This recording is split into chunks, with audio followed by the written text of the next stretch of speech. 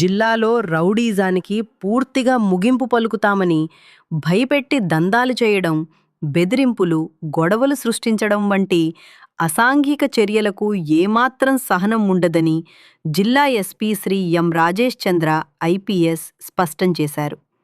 అదే సమయంలో తమ ప్రవర్తన మార్చుకుని సాధారణ జీవితం గడుపుతున్న వారికి పోలీసులు ఎల్లప్పుడూ అండగా ఉంటారని తెలిపారు. సత్ప్రవర్తన కనబరిచిన 13 మంది రౌడీ షీటర్ల షీట్ల తొలగింపునకు ప్రత్యేక కమిటీ ఏర్పాటు చేయడం, మార్పు చూపిన ప్రతి ఒక్కరికి కొత్త జీవితానికి మార్గం కల్పించాలన్న పోలీసుల సంకల్పానికి నిదర్శనమని తెలిపారు. ఈరోజు జిల్లా పోలీస్ కార్యాలయంలో జిల్లాలోని వివిధ పోలీస్ స్టేషన్ల పరిధిలో రౌడీ షీట్లు కలిగిన వ్యక్తులతో ప్రత్యేకంగా రౌడీ మేళ నిర్వహించారు. ఈ సందర్భంగా ఎస్పీ గారు రౌడీ షీటర్లతో ప్రత్యక్షంగా మాట్లాడి చట్ట వ్యతిరేక కార్యకలాపాలను పూర్తిగా మానుకుని కుటుంబ సభ్యులతో ప్రశాంతమైన జీవితం గడపాలని సూచించారు.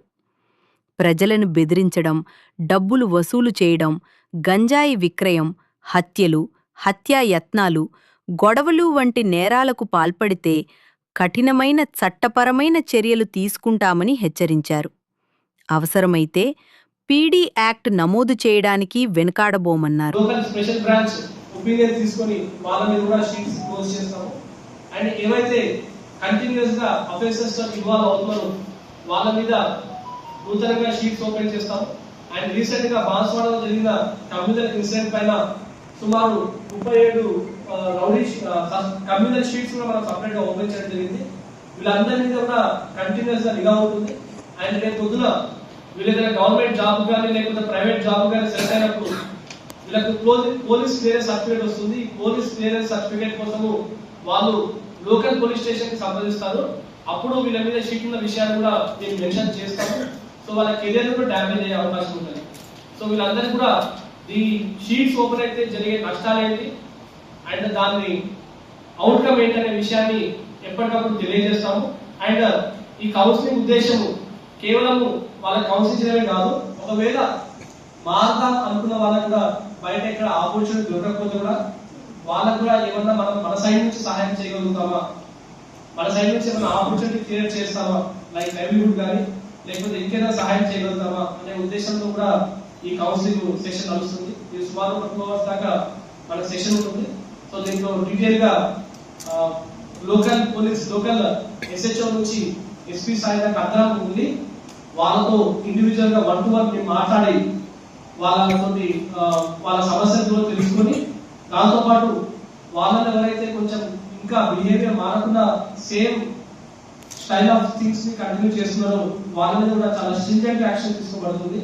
సో ఆల్రెడీ ఒక లాస్ట్ 3 months లో ఒక 3 రౌడీ షీటర్స్ కొంతమంది జనాల్ని బెదిరించుకుంటూ చిన్న చిన్న పెట్టి వాళ్ళతో వాళ్ళగా పిలిచి సపరేట్ గా కౌన్సిల్ చేయడం జరిగింది. అండ్ దాన్ని క్యూగా తీసుకొని ఈసారి అందరినీ కలిపి ఒకేసారి కూడా మనం కౌన్సిలింగ్ పిలవాల్సిన అవసరం అని చెప్పేసి ఇది ఏర్పాటు చేస్తున్నాం. ఇప్పటి నుంచి ఎవ్రీ ఇయర్ కంపల్సరీగా మ్యాండేటరీగా ఫస్ట్ క్వార్టర్ లో ఇది ఏర్పాటు చేసుకుంటాము. సో ఈ పబ్లిక్ కూడా చెప్తా ఉన్నాము, ఎవరైతే అన్నెసరిగా చిల్లర గొడవలు, క్వారలింగ్లను ఇంకా ఇతర ఈ విషయాల్లో జోక్యం చేసుకుని కేసులు రిజిస్టర్ చేయబడితే వాళ్ళ మీద షీట్స్ కూడా ఓపెన్ చేయబడతాయి. ఎవరైతే షీట్ పర్సన్స్ ఉన్నారో అండ్ వాళ్ళ మీద కంటిన్యూస్ నిఘా ఉంటుంది. అండ్ ఎవరైతే చదువుకునే పిల్లలు ఉన్నారో వాళ్ళకు కూడా కెరియర్ లో చాలా ఇబ్బందులు వస్తాయి. అండ్ ఎవరైతే వాళ్ళ మీద షీట్స్ ఉన్నాయో వాళ్ళ పిల్లలకు కూడా చాలా ఇబ్బంది ఎదురయ్యే అవకాశం ఉంటుంది. కాబట్టి ఎటువంటి అన్నెసరీ గొడవల్లో కానీ ఇష్యూస్ లో కానీ ఇన్వాల్వ్ కాకుండా ఒక సక్రమమైన లైఫ్ లీడ్ చేసే విధంగా వాళ్ళు ఉండాలని చెప్పేసి మనస్ఫూర్తిగా కోరుతున్నాను. Thank you.